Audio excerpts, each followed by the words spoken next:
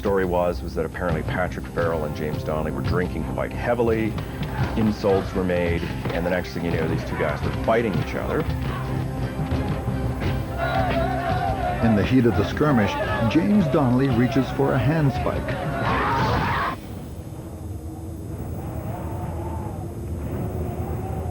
Whether by accident or deliberate deed, the blow is fatal. Although James Donnelly is sentenced to hang, the punishment is reduced to 7 years imprisonment. The incident, as well as the relatively light sentence, divides the community. There is talk of vengeance, a possible sign of the bloodshed ahead. People living in a small town, everybody knows everybody else's business. Nobody forgets the bad things. Certainly there was good on all sides, but there was a lot of bad blood.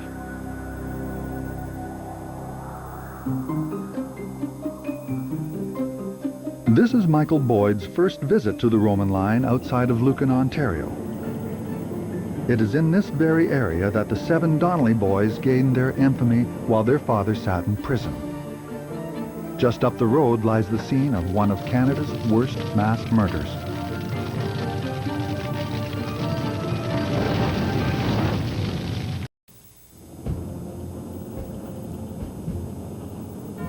Near Lucan, Ontario, Detective Michael Boyd is investigating the 19th century mass murder of the Donnelly family. He takes his first look at the legendary family's land, now owned by Robert Saltz, a man who helps keep the Donnelly story alive. So, Rob, I take it this is where the Donnelly boys grew up. This is where they grew up and where they came into their own. Yeah. It was on this very site in the early 1860s, with their father James still in prison, that the Donnelly boys came of age, under the guidance of their mother Johanna. She must have been a very strong woman to raise those boys, to run the farm, and to keep things going. It was a big job. She was a very dominant person, but she would have to be to control all those boys. Local legends will eventually portray the boys as monsters, evil troublemakers beyond the reach of the law. The myths are that they were like a mad gang around the township. The myth that the men were bigger and stronger and, you know, almost giants in size. The myths aside, at least 3 of the boys developed colorful reputations in their lifetime. James Jr., the eldest, is known as the Wild One, a heavy drinker with a quick temper. William is considered the brains of the family. Tom, the youngest boy, is also the strongest. Large in number and strong in character, the Donnelly boys polarize the community. They have close friends, but also strong rivals. When quick-witted William Donnelly marries a woman named Nora Kennedy, he makes an enemy of her brother John, a man who is angered that his sister would marry a notorious Donnelly boy. For Detective Boyd, learning of John Kennedy's grudge against William Donnelly highlights where his investigation needs to go next. In a murder case, a search for motive is key. He meets again with historian Ray Fazekas, this time at the University of Western Ontario Archives. Ray, I now know a lot about the Donnellys, but I have to find out who would have a motive to kill them.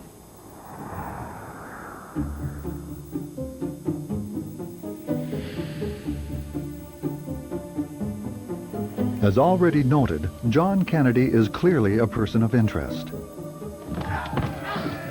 Also, any relative of Patrick Farrell, the man struck down with a handspike years earlier, may surface with a motive of revenge.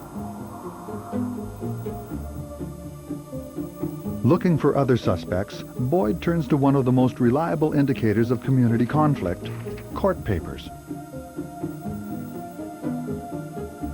In 1876, just a few years before the mass murder, dozens of charges are filed against the Donnellys. The main plaintiff is Patrick Flanagan, owner of a local stagecoach line. At the time, the Donnelly boys operate a rival stagecoach line. Competition between the Donnellys and Flanagan is fierce and sometimes violent.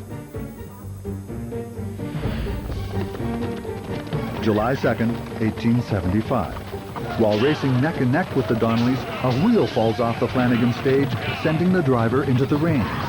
He is dragged to his death. Although ruled an accident, there are accusations of sabotage. Less than 2 months later, the alleged attack is returned when Tom Donnelly, the strongman of the family, is cut off the road by a Flanagan driver.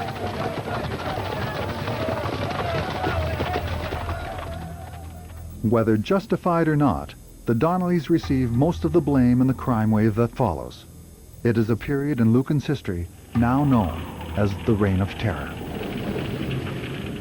Well, the so-called Reign of Terror was a great rash of fires that occurred in Lucan in a 6-month period. The sky over Lucan lights up as barns, hotels, and stagecoach businesses go up in flames. There is fairly strong evidence that their neighbors used the Donnellys' bad reputation to their own advantage. Like, say, one neighbor hated another neighbor, they might burn their barn down and say, oh, those darn Donnellys, they did it again. They became the community scapegoats to a large extent. William Donnelly is quick to defend. Our new stage was set fire to and burned. We afterwards got another stage, but the Fitzhenry's hotel and stables were set on fire and burned to the ground, together with our new stage. The Donnellys did not do this. After that, the Donnelly family was totally notorious throughout southwestern Ontario. They were this bad bunch, the Ku Klux Klan of Lucan, Then they were accused of witchcraft. Well, they weren't witches. They were accused of poisoning animals. Well, their own animals had been poisoned. And I'm not saying the boys were angels, but they likely were not as evil as they were portrayed to be. Looking more closely at the years leading up to the Donnelly murders, Boyd learns of 2 other figures directly at odds with the controversial family. The first is a 26-year-old man named James Carroll.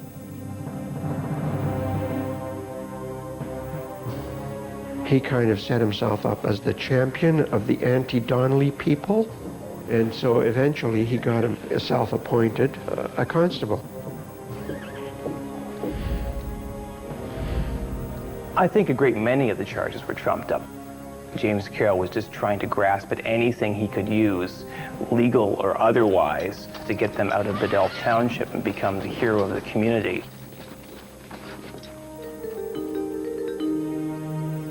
The cause behind Carroll's strong hatred of the Donnellys is difficult to pin down, but Boyd is intrigued to learn that the mysterious drifter is believed by some to be a relative of Patrick Farrell, the same man killed by James Donnelly Sr. in 1855. A second intriguing figure is a man named Father John Connolly. Roughly 1 year before the Donnelly mass murder, he assumes duties as the parish priest. John Connolly was known as a zealous priest and one who stood for the faith and the teachings of the faith.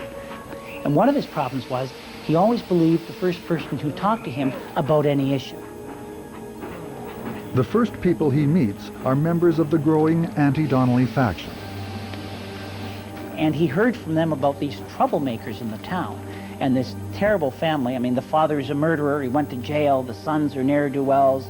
Next thing you know, Father Connolly's there in the pulpit saying things about the Donnelly family, that there's a bunch of people living in this parish that I'm going to straighten out. And, it just went from bad to worse.